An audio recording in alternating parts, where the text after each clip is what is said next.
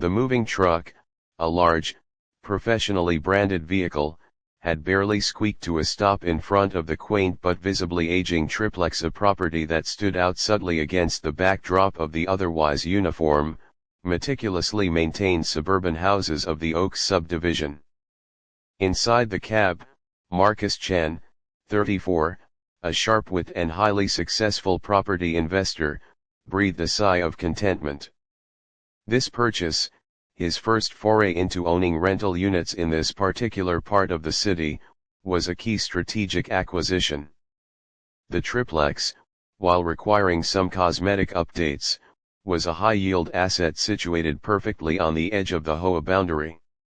Marcus wasn't moving in, he was moving his property management operations base into one of the vacant units temporarily while preparing the other two for new tenants. He grabbed his briefcase containing the vital closing documents and stepped out into the crisp autumn air. He'd been out of the truck for less than 5 minutes, directing the movers and reviewing the delivery checklist, when the ambush began. A sleek black SUV, the kind that screams "I volunteer" on too many committees, pulled up directly behind the moving truck, slightly impeding the lane.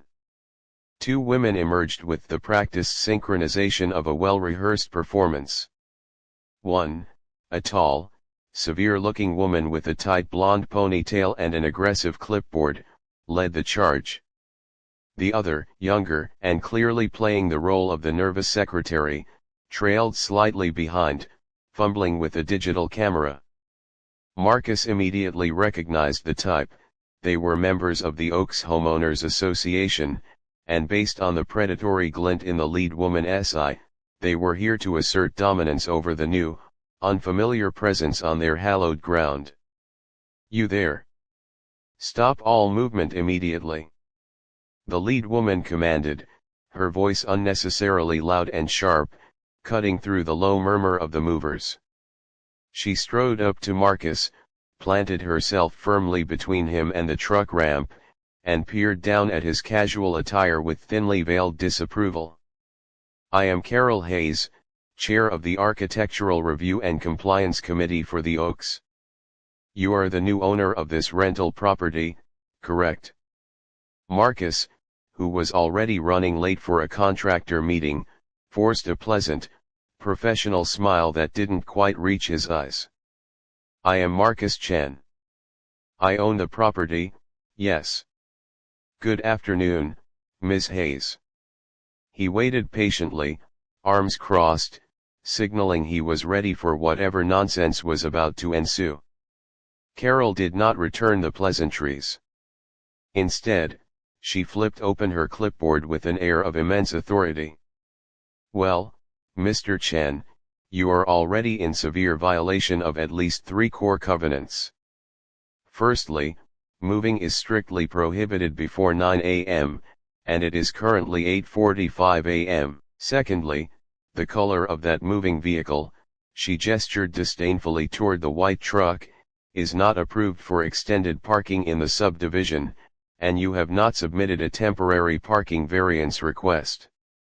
And thirdly, and most egregiously, this property is subject to an immediate inspection fee of $500 upon transfer of ownership, which has not yet been remitted to the HOA management." She tapped the clipboard authoritatively. "We require payment of the fee and the fines totaling $750 by the close of business today, or a lien will be placed on this property." Marcus listened to the entire, ridiculous monologue without interrupting, processing the audacious list of fabrications. He had spent weeks reviewing the CC&Rs and knew that all 3 claims were outright lies, designed purely to catch a new, unprepared owner off guard and establish the HOA's punitive control. There was number 9 a.m. moving restriction. The parking rules did not apply to commercial vehicles performing legitimate, temporary service, and the immediate inspection fee was a complete fabrication, an illegal fee designed to pad the HOA's operational budget. He took a slow, deep breath. "Ms. Hayes," Marcus said, his voice even and dangerously calm. "I appreciate you introducing yourself. However, I have reviewed the recorded CC&Rs thoroughly. There is number 9am restriction, the moving truck's color is immaterial, and there is certainly no legal inspection fee on file with the county or stated in your public covenants. I won't be paying you $750 for fictitious violations. He then leaned in slightly, his professional smile fading. I recommend you spend less time inventing fines and more time reading your own legal documents. The immediate confrontation ignited Carol Hayes' fury. Her face flushed a deep crimson, and she practically quivered with indignation at having her authority questioned. How dare you accuse the Compliance Committee of fabrication? We run this neighborhood, and you will comply. I am now imposing a mandatory 24-hour hold on your move until these fines are paid and your operation is approved. She actually placed her body in front of the truck ramp, blocking the movers, while the nervous secretary snapped a photo of the offending vehicle. Marcus felt a sharp pang of annoyance. He truly did not have time for this amateur theatrics. But the anger quickly morphed into an exquisite, cold amusement. Carol Hayes had decided to wage war against the wrong person, not just because he was legally savvy, but because he held the ultimate, unseen key to their entire operation. He simply looked her in the eye, his expression perfectly controlled, ready to deliver a revelation that would instantaneously dissolve every ounce of her self-important authority. He knew exactly how the HOA managed its finances, where the dues went, and more importantly, who was ultimately responsible for paying rent for the small, adjacent commercial building that housed their entire management office. The time for games was over. The tense standoff escalated rapidly as Carol Hayes physically barred the movers from the ramp, her eyes narrowed in fierce determination. You are clearly ignorant of the rules of the Oaks, Mr. Chen. We maintain the integrity of this subdivision, and until you pay the non-compliance fee and agree to schedule a proper orientation, no further moving will take place. Her voice was ringing with conviction, an absolute belief in her right to enforce her manufactured rules. The nervous secretary, meanwhile, was diligently taking photos of the truck, the boxes, and even Marcus himself, presumably building the HOA's digital evidence file for the impending lien they planned to file. Marcus's cousins, large men who had seen their fair share of aggressive landlords and tenants, simply watched the spectacle with patient, weary amusement, waiting for the owner to give the command. Marcus took a step back, pulling out his phone. He didn't bother to argue further about the non-existent rules. Arguing with Carol about the CC&Rs was like arguing with a brick wall. Her entire identity was built on her perceived authority. He needed to use a tool she couldn't dismiss: the hard, cold facts of business and property ownership. He spoke clearly into his phone, addressing one of his executive assistants, Elena, whom he knew was already at the corporate office handling the initial paperwork for this new acquisition. Elena, I need you to confirm two things immediately regarding the property at 1450 Elm Drive. First, confirm the closing date on the triplex and confirm the property's legal parcel ID is definitively excluded from the Oaks HOA's recorded CC&Rs. That's for the record, he stated, making sure Carol could hear the mention of recorded CC&Rs. Then, his voice dropped slightly, taking on a tone of professional severity that was subtly different from his earlier casual annoyance. Second, I need you to pull the lease agreement for the commercial unit at 200 Oak Lane Suite 101. That's the one currently occupied by the Oaks Property Management Group, which handles the HOA. Cross-reference that with the owner of record for the building. Call me back in 5 minutes with both confirmations. He ended the call and returned his attention to Carol, who was now thoroughly confused. The mention of the management company and owner of record was clearly unsettling her, pulling her out of the narrow focus of her compliance checklist. Why are you calling about the management office that has nothing to do with your property transfer? She demanded, her voice losing some of its ringing certainty. You are just attempting a deflection, Mr. Chen. On the contrary, Ms. Hayes, Marcus countered smoothly, his smile now genuine, fueled by the delicious anticipation of the revelation. It has everything to do with it.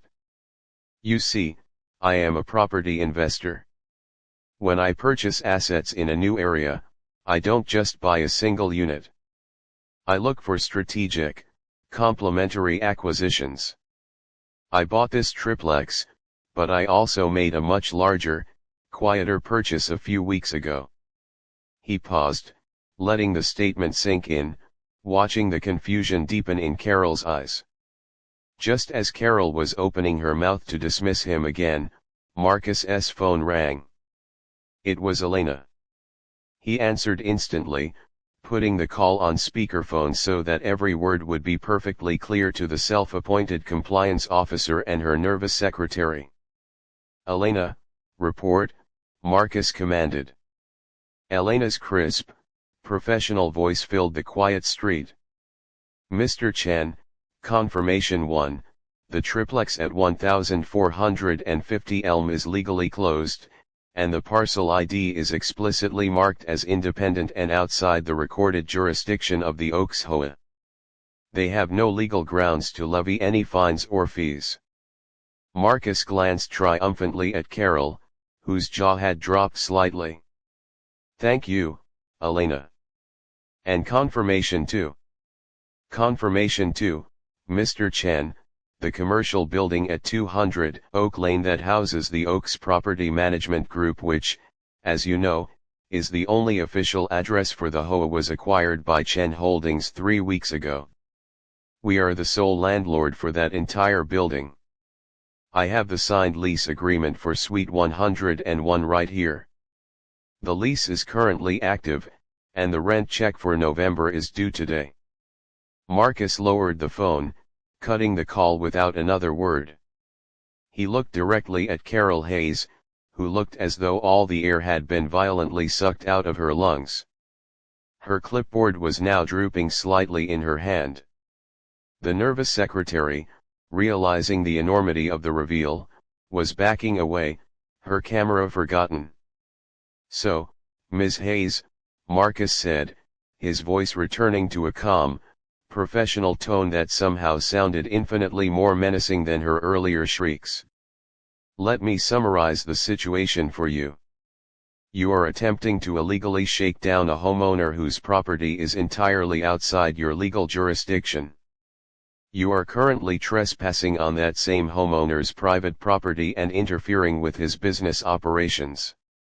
And perhaps most relevantly, the individual you are trying to harass and levy fictitious fines against is, in fact, the owner of the very building that houses your entire HOA office. That means the rent check for your management's central operations, which you mentioned is due today, comes directly to me. He paused, stepping closer to the humbled compliance chair. Therefore, I suggest you immediately move your car, apologize to my movers, and return to your office which you rent from me so we can have a very serious discussion about the legal definition of fiduciary duty and illegal extortion, because as your new landlord, I have a very keen interest in ensuring the tenants in my commercial properties are operating legally, ethically, and without committing felony fraud. The authority had not just been stripped from Carol, it had been redirected with the force of a 1,000-pound sledgehammer, landing squarely on her own organization's financial jugular. The immediate aftermath of Marcus's revelation was a scene of total, humiliating collapse. Carol Hayes stood frozen, the brightly colored clipboard that had been her symbol of power now hanging limply at her side. Her carefully constructed facade of unassailable authority had not just cracked, it had shattered under the weight of a simple commercial real estate transaction. She had come to the triplex seeking $750 in bogus fees. She was leaving facing the very real threat of eviction and a legal inquiry into her fraudulent practices, all orchestrated by the man she had just tried to intimidate. The nervous secretary, recognizing a professional disaster when she saw one, was already halfway back to the SUV, frantically attempting to make herself invisible. Marcus did not gloat, finding the sudden silence and the look of abject horror on Carol's face to be sufficient punishment. He simply walked over to the moving ramp and gave his cousins a clear nod. "Gentlemen, the matter is resolved. Please continue with the offload." He then turned his full attention back to the compliance chair, his tone shifting from professional severity to a cold, business-like menace. "Ms. Hayes, you heard the recording. My property is exempt. You are obstructing lawful activity on private land. I will give you 60 seconds to move your vehicle and leave my property before I call the actual authorities to report an attempt at extortion and criminal trespass. You do not want that call to be made from your landlord." The word landlord seemed to resonate deeply, piercing through her denial. The power dynamic, which she had established through intimidation and lies, was now completely inverted, leaving her vulnerable and exposed. She stumbled backward, muttering, "This is impossible, the lease, the merger." She scrambled into her SUV, fumbling with the keys, and finally drove away in a panicked, screeching retreat, heading straight back down the road toward the commercial building where her management office, now Marcus's property, was located. Marcus immediately called his legal team.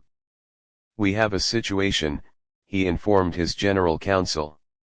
"The Oaks HOA tried to shake me down the moment I arrived. I own the building that houses their management office, 200 Oak Lane Suite 101.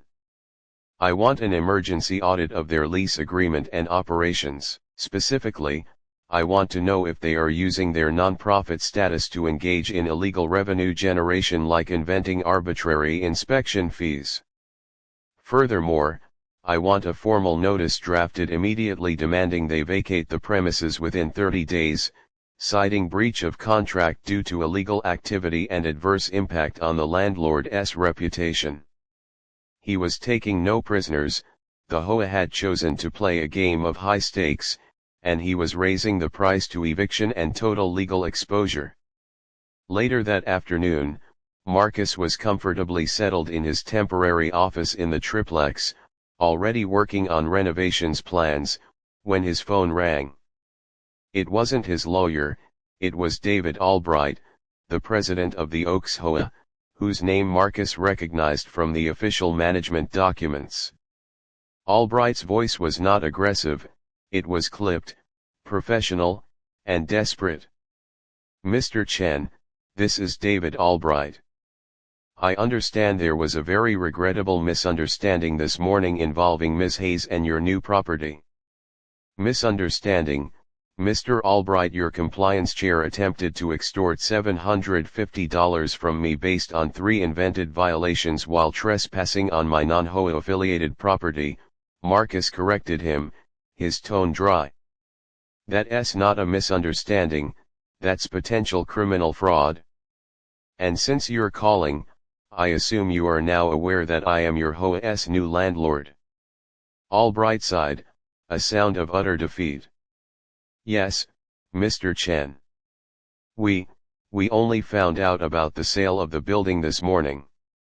Ms. Hayes is a well-meaning but overzealous volunteer, and she certainly exceeded her authority.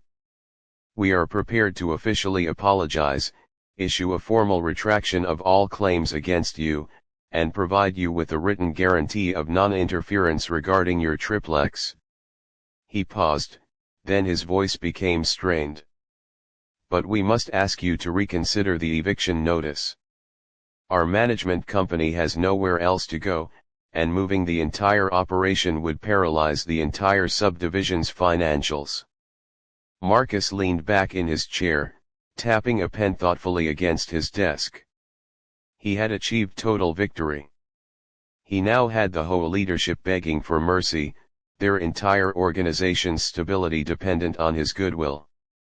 "Mr. Albright, Your organization, through Ms. Hayes, launched a hostile, fraudulent action against me mere minutes after I arrived in the neighborhood.